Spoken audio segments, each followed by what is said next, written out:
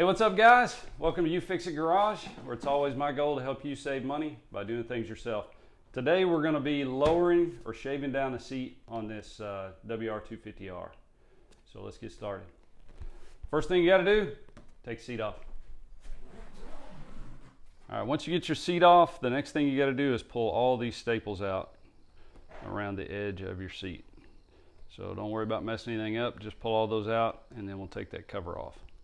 So pulling these staples out, the easiest way I found, take a little small screwdriver like this. Just get in here and pop your staples up, and then you can take a pair of pliers and pull them the rest of the way out. But that's the easiest way I found. There may be others, but there you go. All right guys, before we get started, so the whole point of modifying one of these seats is to, for most people, is to bring down, you know, the seat height comfortable level, or to widen out the base right here to make it, you know, more comfortable in your butt while you're riding. So this seat, this Yamaha seat, I don't know if you can see the deal, but it's about 5 inches high right here, maybe 3 inches right in the middle right there. So we're going to bring it down probably about to 1.5 inches. So we got the pulled out on the bottom side right here. So the next thing we'll do, we'll just pull the cover off, and let me back this thing up here. We'll get the cover off and then we'll mark where we're going to cut this thing. All right, so go in the kitchen, and when your wife's not looking, steal the turkey carver out of the kitchen, because that's what we're going to use to cut this foam. So before you start cutting on your seat, you want this to be as uniform as possible and to look as good as possible when you're done, obviously. And so what I've done here, I just took a 2-inch straight edge and kind of lined out across the bottom of the seat, and then 2 inches across the front, and then we used a curved surface to line out our curves where this seat's going to curve up. You have to be real careful because of the way these seats are angled right here on the side. If you just cut this flat, when you get done, it's going to be real hard to pull your seat cushion back down tight, or your seat cover back down tight. So this is my finish line at the bottom of the slope. So what I'm going to do is I'm going to cut the top line all the way down. I've got it marked on both sides of the seat so that I can keep the knife straight and flat in the seat. And then once I get that one cut, I'll angle the knife and I'll cut the angle back in right here on this edge, so that you want to be real careful not to take too much off the front right here. It's real easy to do. So next step, we're going to get that turkey knife, electric knife, and we're just going to real slowly cut this seat all the way down, being careful trying to follow the lines. All right, so as you start out, obviously just keep the blade kind of flat. And as you cut, you're going to peel back foam, checking on both sides that you're keeping, you know, you're not digging, you know, one way or another with the knife.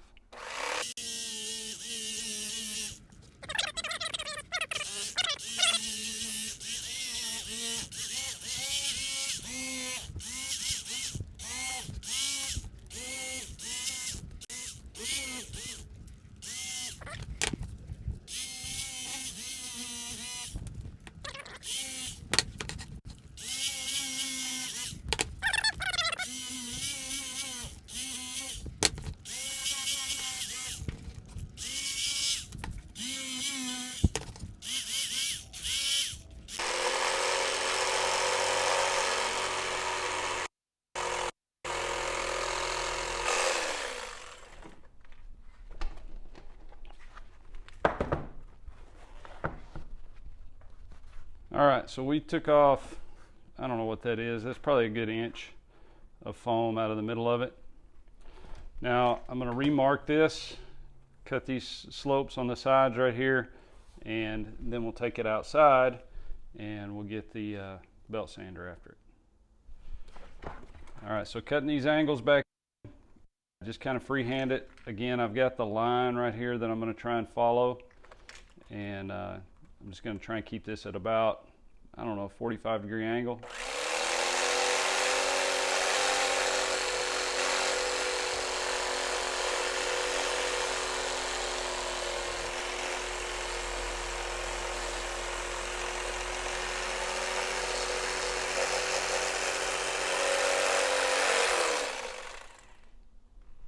Doesn't have to be perfect. We'll get it a little bit better when we get the sander after it.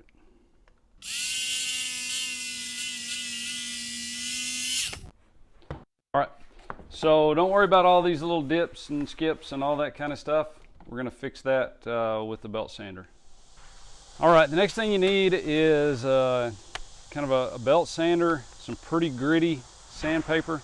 And the key to this is go slow. You don't want to really try and bite down into this because it's foam and it's going to just press your sander down into it. You just want to go slow, and you're just trying to take out all of the marks that you left with the knife.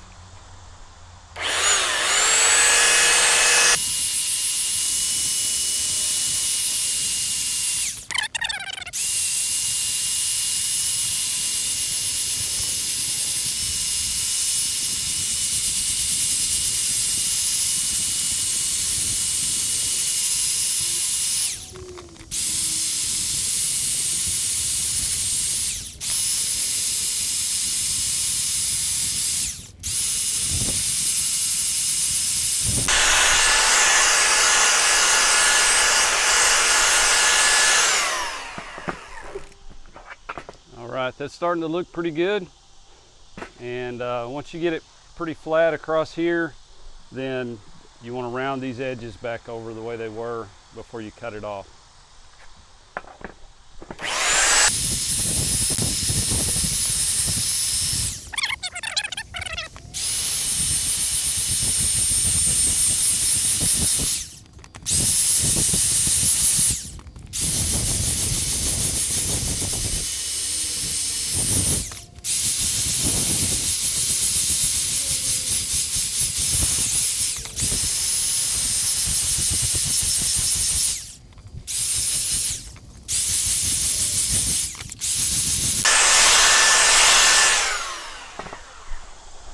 All right, I think that's pretty good.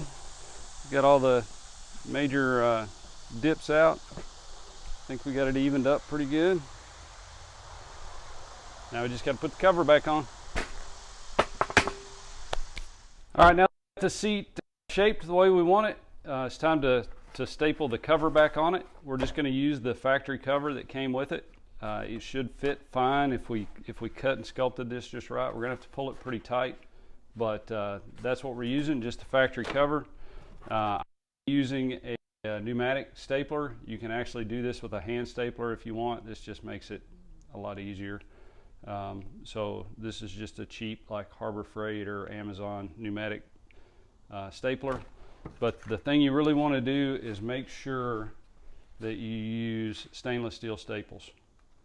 So if you just go to the hardware store and you just buy regular staples, you're going to put them in here, and then 6 months later you're going to take your seat off your bike and they're all going to be rusted from your bike getting in water or washing it or whatever. So using the stainless steel staples, that's what they use from the factory, and that way your staples don't rust out and mess your seat up. So that's what you're going to want to do, and then it's just a matter of putting this on. So the front and the back are exactly the same as they were. So I'm going to put a couple staples in the front here first, a couple staples in the back just to hold it as placeholders, and then we'll start stretching or re-stretching the seat cover back on here.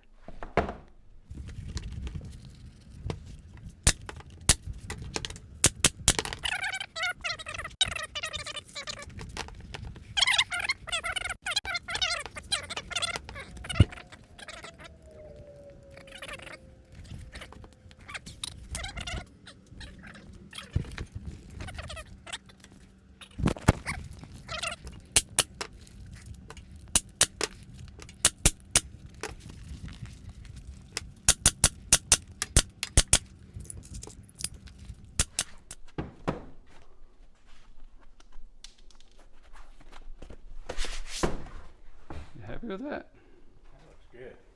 Still looks like it's a little farther that way to me, but that just could be my eyeballs. I think it looks pretty good.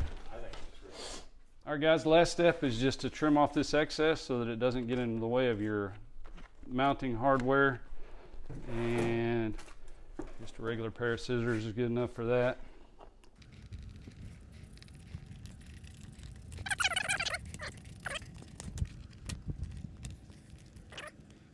All right, so I started out, I think the seat was about 3 inches thick-ish,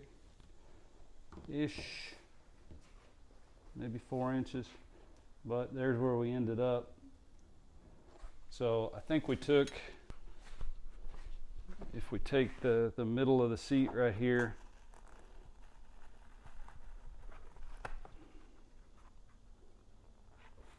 so we took that much off of the depth of the seat. So it's about 1.5 inches at its deepest point of the foam right there.